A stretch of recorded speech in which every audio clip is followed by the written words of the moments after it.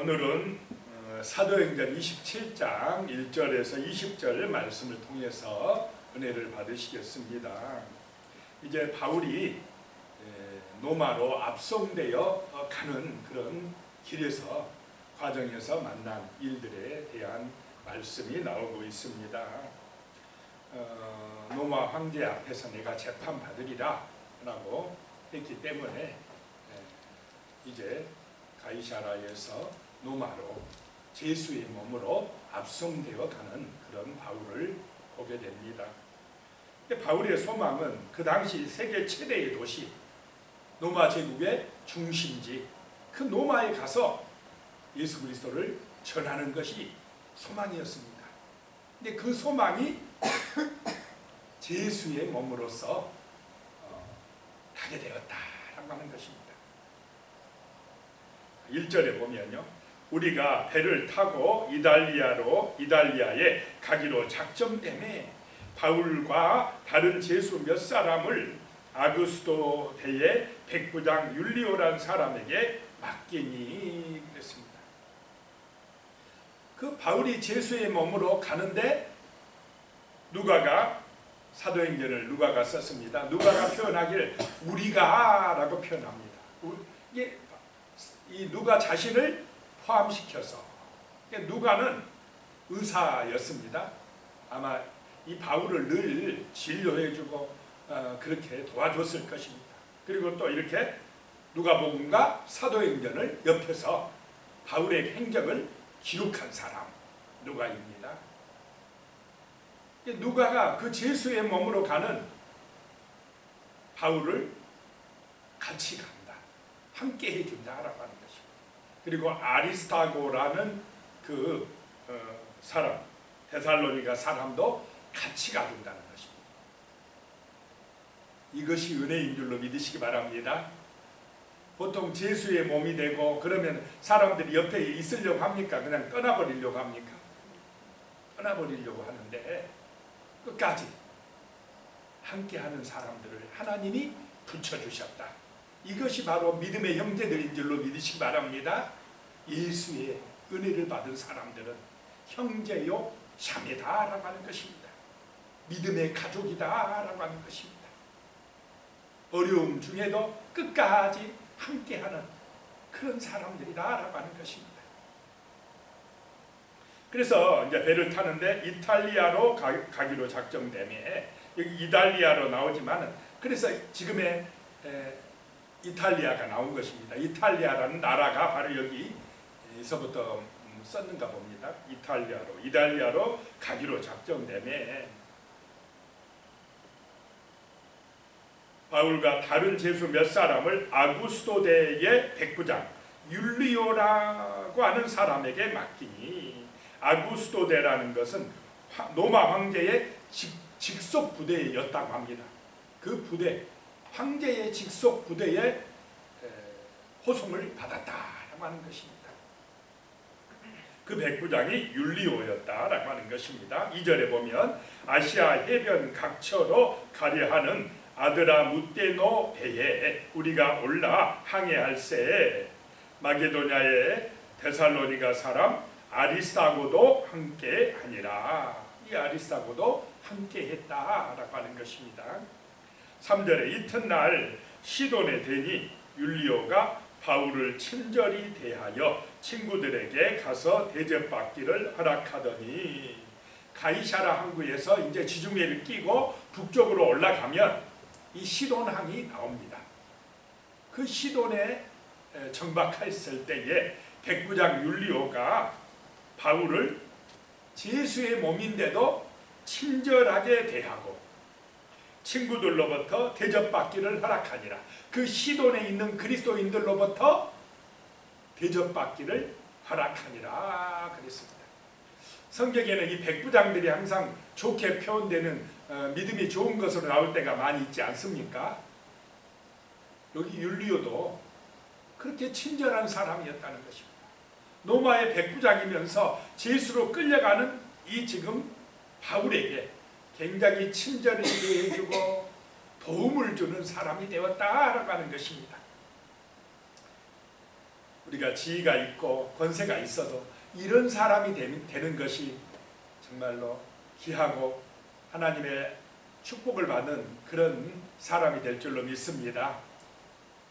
친절한 사람, 늘 도움을 주는 사람, 이런 사람이 되어질 때 우리가 복음의 증인으로서 빛을 발할 수가 있다라고 하는 것입니다. 이것이 바로 빛과 소금의 삶을 사는 것인 줄로 믿으시기 바랍니다. 이방인이면서 또 백부장인 이 율리오가 그런 삶을 살았다라고 하는 것입니다.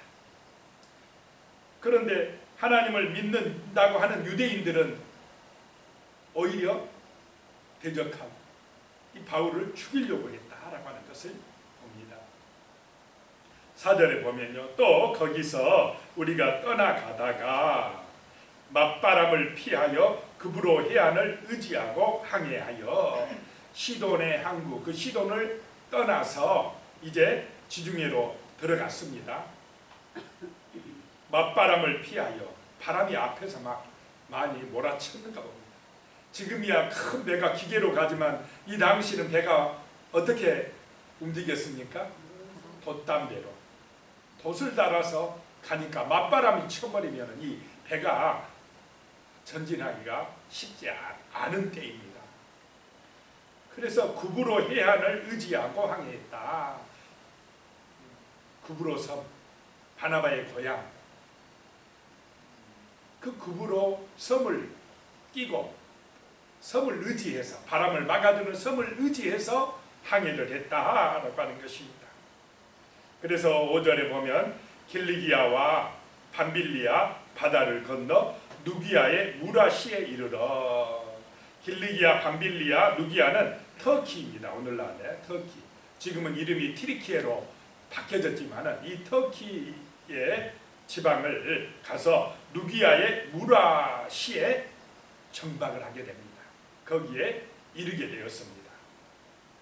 6절입니다. 거기서 백부장이 이달리아로 가리하는 알렉산드리아 배를 만나 우리를 오르게 하니, 이제 큰 배로 갈아타게 합니다. 알렉산드리아 배.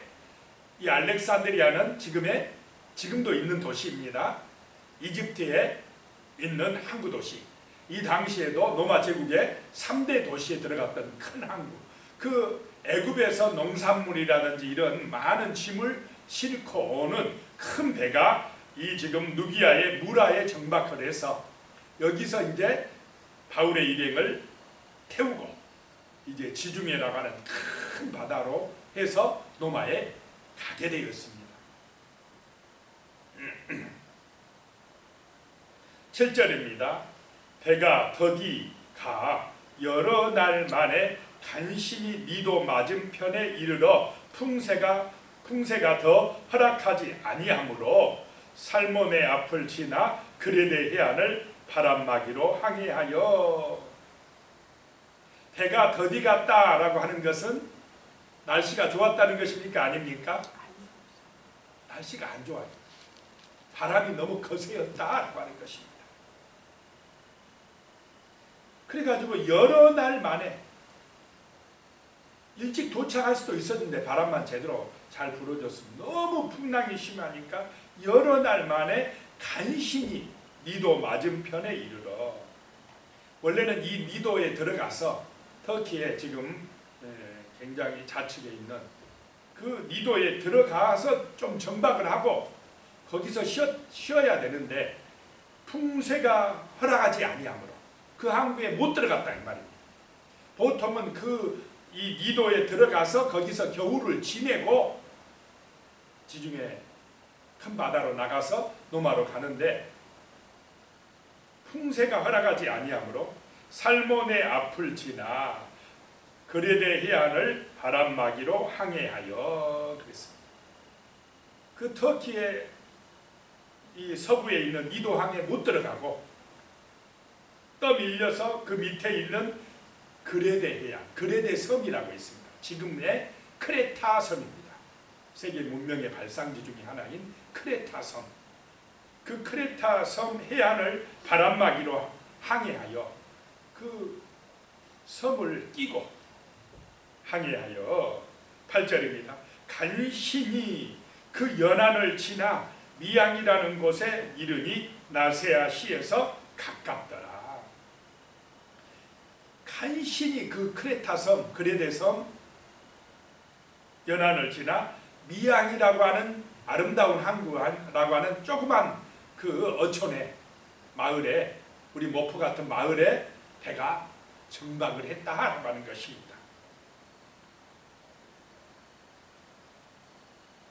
9절입니다. 여러 날이 걸려 금식하는 절기가 이미 지났으므로 항해하기가 유태한지라 바울이 그들을 권하여, 너무 풍랑이 거세였기 때문에 시간이 많이 지체돼 버렸다라고 하는 것입니다. 그래서 금식하는 절기가 지나버렸습니다.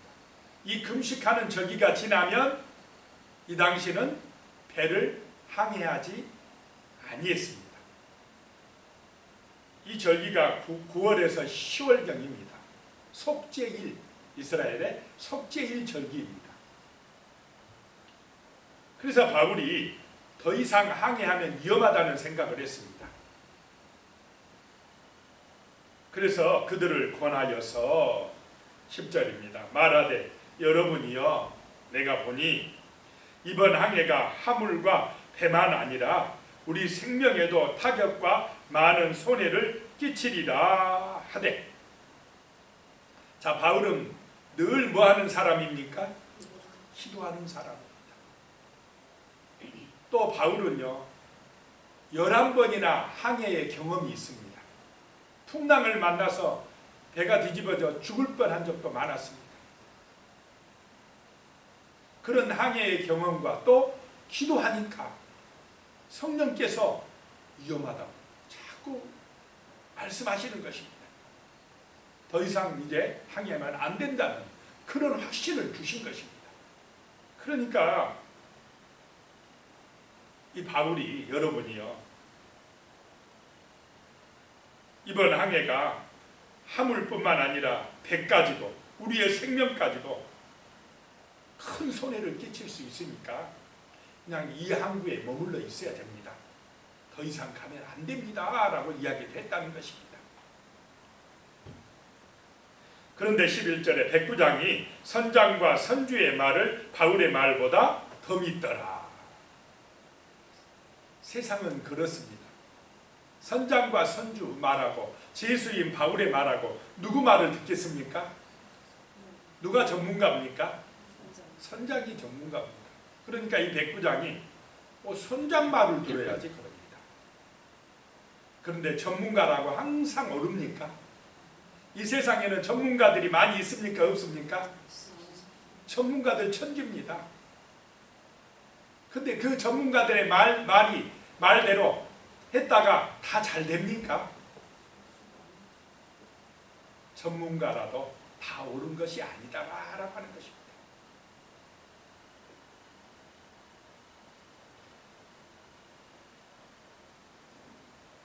기도의 사람이 되어야 할 줄로 믿습니다. 전문가보다 뛰어난 분이 누구십니까? 하나님이시다라고 하는 것입니다. 하나님을 의지하는 사람,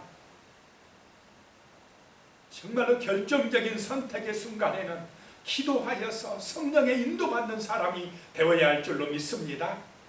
근데 사람들은 기도해서 하나님의 뜻을 구하는 것보다 누구의 말을 더 신뢰할 경우가 많습니까? 사람들의 말, 전문가의 말을 더 의지할 때가 많더라. 이 백부장도 지금 그것이 지혜로운 것 같습니다. 12절에 그 항구가 겨울을 지내기에 불편하므로 거기서 떠나 아무쪼록 베닉스에 가서 겨울을 지내자 하는 자가 더 많으니, 베닉스는 그레데 항구라 한쪽은 서남을 한쪽은 서북을 향하였더라. 더 많으니, 세상은 다수를 선택합니다. 그런데 항상 다수가 옳은 것도 아니라는 것입니다. 성도는 다수보다 항상 기도해서 누구의 인도를 받는 것이 목적이어야 되겠습니까? 성령의 인도받는 것이, 하나님의 은혜를 받는 것이, 이게 바울의 삶이었습니다. 바울은 늘 기도합니다. 하나님 지금 어떻게 해야 됩니까? 했더니 멈춰야 된다. 멈춰야 된다. 여기서 정박해야 된다. 이런 하나님의 성령의 은혜가 임합니다. 그런데 사람들은 바울의 말을 안 듣습니다. 불편하니까. 이 동네는 조금 해가지고 겨울 나기가 불편하니까 조금만 더 가면 베닉스라고 하는 큰 항구가 있으니까 큰 항구 도시에 가면 물건 사기도 좋고 뭐 지내기도 편하고 그러니까 조금 더 가자 라고 한 것입니다. 13절입니다. 남풍이 순하게 불매 그들이 뜻을 이룬 줄 알고 닻을 감아 그레데 해변을 끼고 항해하더니 남풍이 순하게 불었습니다. 봐라 우리 말이 옳다. 그런데 14절에 얼마 안 되어 섬 가운데로부터 유라굴로라는 광풍이 크게 일어나 바람은 한순간에 바뀌는 것입니다. 유라굴로라고 하는 큰 태풍이 일어났습니다. 이것이 우리 인생입니다. 언제 이 광풍이 일어날지 모릅니다.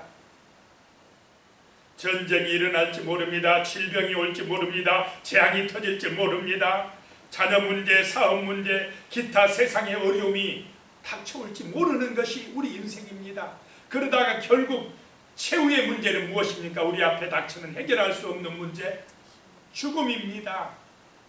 인생은 광풍을 맞게 되어 있습니다. 그 광풍에서 누가 우리를 건져주겠습니까? 어떤 사람이 전문가가 건져줍니까? 오직 예수인 줄로 믿으시기 바랍니다. 기도하고 하나님의 은혜가 임할 때에 우리는 구원을 받게 된다라고 하는 것입니다. 하나님이 우리의 목자가 되어주시고 우리를 인도해 주시고 지켜주실 때에만이 인생의 광풍을 이길 수가 있다라고 하는 것입니다. 15절입니다. 배가 밀려 바람을 맞추어 갈 수 없어 가는 대로 두고 쫓겨가다가 내 마음대로 안 되는 것이 인생이다라고 하는 것입니다. 풍랑이 일어나자 광풍이 일어나자 선장도 선원들도 선주도 백부장도 어찌할 수가 없습니다. 가는 대로 쫓겨가는 것입니다. 16절에 가우다라는 작은 섬 아래로 지나 간신히 거루를 잡아, 거루는 작은 배입니다. 그 배가 이게 옆에 배에 붙여놔 가지고 묶어놓은 그 배를 잘못하면 이제 배가 위험하니까 거루를